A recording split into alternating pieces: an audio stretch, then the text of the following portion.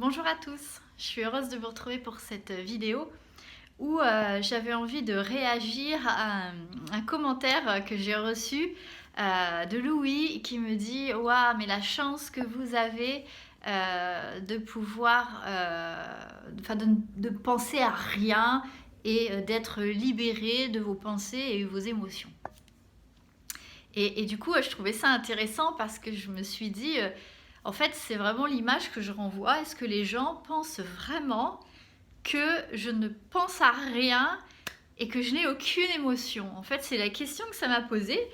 Et je me suis dit, mais en fait, peut-être que c'est l'image que je renvoie, effectivement, mais ça ne veut pas dire que c'est tout le temps le cas. En fait, je peux peut-être vous donner l'impression que je suis quelqu'un qui n'a pas de pensée, qui n'a pas d'émotion, ou ce genre de choses.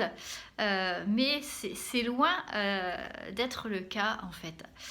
Parce que pendant très longtemps, je dirais quasiment toute ma vie, j'ai eu un cerveau qui est... voilà, il me saoulait ce cerveau, ce mécanisme de penser, de ressasser les choses, de juger toutes mes actions, parce que bien sûr c'était toujours nul ce que je faisais, cette petite voix qui bousille, et puis cette façon dont les émotions déferlaient en moi comme un tsunami et me laissaient complètement happée par ça. Ça a été le cas pendant des années, aussi loin que je me souvienne. Déjà toute petite, c'était l'enfer. Déjà toute petite, ouais, c'était juste un calvaire. Et je me souviens que déjà vers 10 ans, j'ai appris à méditer pour pouvoir calmer tout ça parce que je n'arrivais pas à le gérer. Donc je dirais que si je donne cette impression à Louis aujourd'hui, c'est peut-être parce que j'ai des années de pratique et d'expérience. Et autant on ne peut pas interrompre vraiment comme un interrupteur, vous savez, on-off, les pensées qui vous assaillent. J'y crois pas trop à l'interrupteur, moi, quand bien même je fais de l'hypnose et j'en pose tous les jours des interrupteurs pour arrêter les trucs. Mais la pensée, c'est ce qui caractérise un être humain. Enfin, on a un cerveau, il pense, il est fait pour ça. Ouais, il est fait pour penser, il est fait pour penser. Ce qui est problématique, c'est que majoritairement, il pense pas à des choses sympas, en fait. C'est ça le problème. Parce que si, quand votre cerveau se mettait à penser, il pensait à des choses merveilleuses, à toutes vos réussites, à tout ce qui est joli et beau autour de vous, vous seriez pas tous en train de m'écrire en me disant mais Peggy, comment on fait pour arrêter de penser? Parce que là, ça deviendrait super agréable de penser. Et donc en fait, pourquoi votre cerveau ne fait pas ça? Eh bien parce que traditionnellement, on n'a pas été élevé, on n'a pas été éduqué comme ça, et on a facilement tendance à s'arrêter sur les choses qui nous font du mal, et on ne va pas s'arrêter sur les choses qui nous font du bien. Donc en fait, je ne dis pas qu'il y a une méthode pour arrêter de penser, je vous dis qu'il y a un changement que vous pouvez opérer dans votre façon de penser, c'est-à-dire modifier les pensées dérangeantes et les transformer en pensées agréables. Et donc là, du coup, il n'y a pas de baguette magique, hein. Il n'y a pas de solution miracle. Je suis au regret de vous apprendre que je veux bien être magicienne sur certaines choses, mais là-dessus, il n'y a pas moyen. Ça demande un engagement, une volonté et une discipline, j'oserais dire de faire. Ouais, une discipline quotidienne par une pratique régulière de la méditation pour vraiment modifier votre état d'esprit.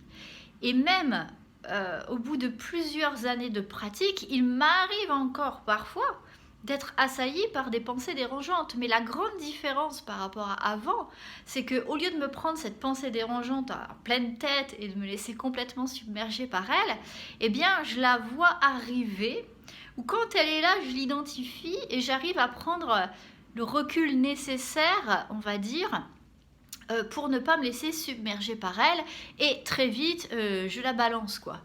Et pour la balancer, j'utilise ce principe bouddhiste de base qui est que je peux agir? Oui, non. Si je peux agir, j'agis. Si je peux pas agir, passe à autre chose. Et c'est ce que je fais en fait. Et depuis que je fais ça, ça marche très très bien. En ce qui concerne les émotions, c'est pareil. Les émotions, vous ne pouvez pas les enlever, sinon vous êtes un robot, quoi. Il n'y a aucun intérêt à être un robot sur Terre. Donc elles existent et elles ont toutes leur intérêt. Et le but, c'est de ne pas être débordé par elles. Et ça, c'est pareil, ça s'apprend. C'est pareil, il n'y a pas de solution miracle qui pourrait faire que du jour au lendemain, les émotions glissent sur vous et qu'elles ne provoquent plus rien. Ça ferait de vous des êtres complètement insensibles et c'est pas ce qu'on veut. Mais pour autant, ça ne veut pas dire qu'il faut se laisser déborder à chaque fois qu'une émotion arrive. Et ça, c'est pareil, c'est une discipline, c'est changer de regard, c'est accepter de l'accueillir et c'est accepter aussi de la laisser partir. Et ça, je pense par exemple à la colère. La colère, souvent, il y a quelqu'un à côté de nous qui allume un peu le feu, vous voyez ? Petite réflexion, une situation, quelque chose qui nous agace. Bon, bim, le feu est allumé, ok ? Et après, la personne s'en va, par exemple. Et le feu, il est toujours là. Et nous, en fait, au lieu de le laisser s'éteindre, qu'est-ce qu'on fait ? On jette de l'huile dessus. C'est-à-dire qu'on repense à la situation, on se refait des films, qu'est-ce que j'aurais dû faire ? Et puis elle exagère, enfin bref, on se monte la tête, on jette de l'huile dessus, ce qui fait que la colère, en fait, c'est nous-mêmes qui l'entretenons. Voilà, et du coup, allez vous en libérer quand c'est vous qui faites que de l'alimenter, c'est pas possible. Donc en fait, la gestion des émotions, elle passe déjà par la paix intérieure. Comment on fait pour avoir la paix à l'intérieur de soi ? Je dirais qu'un jour, vous vous réveillez, vous ouvrez les yeux et peut-être vous vous rendez compte que tout ça, c'est bien inutile. Et que à quoi bon de toute façon alimenter un feu qui a juste qu'une envie, c'est de s'éteindre. Il y a peut-être un travail personnel à faire là-dessus. Et puis c'est surtout accepter de vivre l'émotion quand elle se présente, même si elle n'est pas très agréable. Et surtout se faire violence pour ne pas la retenir. C'est-à-dire l'émotion, elle est là pour nous traverser. Elle n'est pas là pour s'installer en nous et rester ad vitam aeternam en nous. Ok, un épisode de tristesse, la tristesse arrive, on est traversé par la tristesse, mais après, laissez donc partir cette tristesse. Pourquoi vouloir l'entretenir en repensant à des souvenirs, des moments, etc., etc. Ça ne fait que vous faire du mal. Et puis, je dirais, la seule formule magique que je peux donner sur la gestion des pensées, la gestion des émotions, c'est d'être simplement dans le moment présent. Je veux dire, il n'y a pas meilleure baguette magique que ça. Arrêtez de regarder derrière, arrêtez de regarder devant et regardez simplement là où vous êtes à l'instant T, quoi. Et à l'instant T, par exemple, je suis là en train de vous parler à travers un téléphone qui me filme et c'est tout. J'ai pas besoin de penser à la prise de tête d'hier avec mon aîné. J'ai pas besoin de penser à mon rendez-vous de ce soir qui peut être stressant. Non, j'y suis pas encore. Là, je suis simplement en train de prendre plaisir à répondre à une question et c'est tout.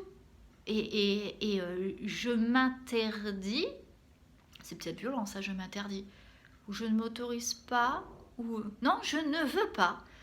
Je ne veux pas me laisser parasiter ou court-circuiter par des pensées ou des émotions, alors que là, à cet instant précis, l'émotion, c'est la joie, c'est la gaieté, et j'ai pas à penser autre chose qu'à ce que je suis en train de faire, en fait.